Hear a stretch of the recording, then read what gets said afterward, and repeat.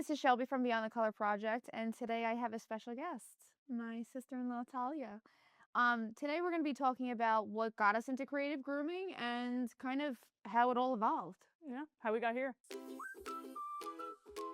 So over the years of me doing creative projects on dogs, I have received a lot of hate, especially online. They don't understand and they think it's unfair, and they're not seeing the back end of we get to spend time with this dog and have a good time, and they think it takes hours. It doesn't take hours. A lot of the grooms that we've done have been very simple. On clients' dogs have been very simple, but on Ghost, it's over a period of time that it would be no different from him regularly being groomed.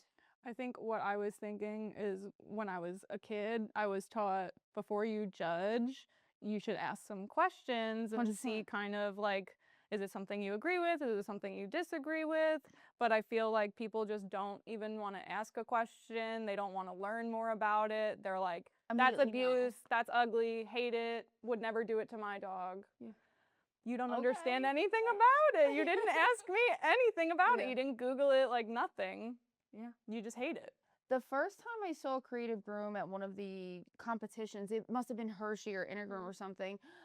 I thought it was cool. Don't get me wrong, like it's very alarming, it's very shocking.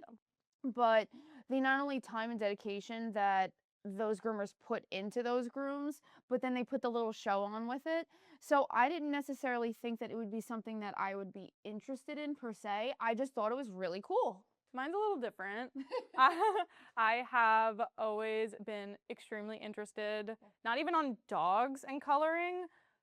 I loved coloring my hair. Your own hair? Ever since I was a little girl, watching YouTube videos on people dyeing their own hair, other hair. And so to then dye my own hair, walk into a salon and realize I can do this on a dog. It was like a whole nother world opened up for me. I'm getting goosebumps, but like I love to be creative, and to be creative with my pet is just like a world I never knew I would appreciate so much. Yeah. Your passion for creative grooming is what inspired me later on, because I had just started the business and I was more focused on business things and grooming dogs and getting them in and out. You know, I was like, here, color Ghost. Yep. Here, you can do whatever you want on Ghost. So like, I got to see how excited you were about it, and later on I was like, oh, maybe I'll kind of like that too. And I got to see you really having fun with it. And for me, my problem is I always address things as if I need to get them done. Whereas the color, you get to explore your imagination, and it's fun. So that's really what opened it up for me. Creative grooming definitely is not for the weak, especially when, you know, you're not taking classes all the time and you're trying to teach yourself. There's a lot of trial and error. You're going to make mistakes. I remember when I first started dyeing Ghost, you know, Shelby had given me to him, or him to me, and said, do whatever you'd like. I was dyeing a dirty dog, not letting the color sit long enough. I didn't know the difference between permanent and semi-permanent dye, conditioner blocking, the color running. Yeah. And so, especially dyeing a dog that isn't a client's dog that you just get to have fun with, it's okay to make mistakes, like, and to really learn from them and do better the next time. A big part of creative grooming is that, which unbeknownst to us, we had no idea, was that we had a dog that we got to learn on. Yeah. So we were having fun doing these projects, but also learning to you more. So we're learning, because later on I'd be like, what am I doing wrong? And you're like, I've done this before. From each other, yeah. So that's one thing, is the commitment of, and when Ghost was adopted, we didn't know that this would, or I didn't know that this would happen, but we now had a dog that we can do whatever we wanted on. We can learn, we can make mistakes, and that was also a part of it. And there's groomers out there who don't have that. They either can't have another dog, they don't have a white poodle, they don't want to commit to a white poodle. We had that. You know what? I still make mistakes in creative grooming, because I didn't jump in. My first creative groom, if you think about it, like true creative groom, wasn't until last year when we did Ghost as the for Super Bowl? Super Bowl. So I didn't start creative grooming until probably about 2.5, 3 years after you. What was the Truly mistake creative grooming. you made a The lot? mistake I would make that I made recently was I didn't let a dye sit long enough to Develop. to develop. See, even wording. I didn't let the color sit long enough to develop before I put it on the dog. So I started freaking out, and it was a client's dog. I started freaking out because the color wasn't right. As well as making mistakes, like you learn new things. Because when we did the Super Bowl groom, I'm sure we made a lot of mistakes on that groom, but we got that projector and we were learning how to, like, that was a skill that I had never used. And I definitely keep that in my mind for designs for the future. I pulled that skill out of my back pocket because that was improvise, adapt, overcome. We were going to figure out how to get that logo on that dog. That's all that was. And we did. Yeah. The first time I did color was Ghost had palms on him or bracelets, and I just put color on him for Valentine's Day. And I didn't remember the first time I did color until today when I was going through all the pictures and photos of what we had done in the past. And I said, oh, that is right. That's the first time I put color on him. And it was very simple. He had palms on him, so I just dyed him for Valentine's Day. I did 2 pink and 2 red because I didn't have enough color to do all. I do remember that. Yep. My first color, I think we were just having a slow day in the beginning of Posh, and you brought Ghost in. You're like, do whatever you want, and I had just like Her eyes went discovered what a Bedlington Terrier was, and so I wanted to shave his ears so bad. I remember Tia being very upset about that. But I shaved his ears like a Bedlington, and I did like little hearts on the tips of his ears, and then I didn't even like put saturated color on his palms. I literally took a toothbrush, and I was so gun shy. Yeah. I was like flicking the color at his palms. And like, Talia, color them. And I think I might have dyed his tail as Blue. well. You dyed his tail blue. It was very minimal, but I like fell in love that day. Yeah. Loved it. I remember the first time I ever saw a creative groom on a dog. It was at Intergroom in New Jersey, and it wasn't just straight up color. It was the category where they like I'm literally tearing because that's also when you met Griffin. It was my brother. When I met my now husband.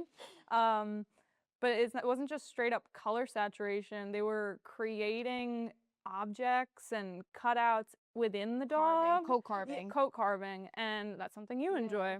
Yeah. And I don't want to say I judged it. I was maybe uncomfortable with it because I didn't understand it. And so then that kind of opened up to my mind to like, what is this process? Yeah, you were into the color. I was into the coat carving. I thought coat carving was really cool because you can put things into a dog's coat. I don't know, designs in a dog's coat without doing the color. So that's how we piggybacked off each other. But I made time and you made time to do the coloring, whereas I didn't make time to get into the coat carving. But I don't know, that was my reaction from creative grooming didn't come from a place of judgment. It came from a place of, ooh, let me learn more about this, and then I can make my judgment on if it's right for me or not. I don't know if I judged it per se, but definitely probably like a lot of people that see our grooms, when I would see that creative, I would be like, how long has that dog been there? Yep. There's feathers sticking out of its coat. Yeah. What is going on? It's a lot. And to learn that dog is always like that. But today, he's getting groomed. Yeah. He's always in that color.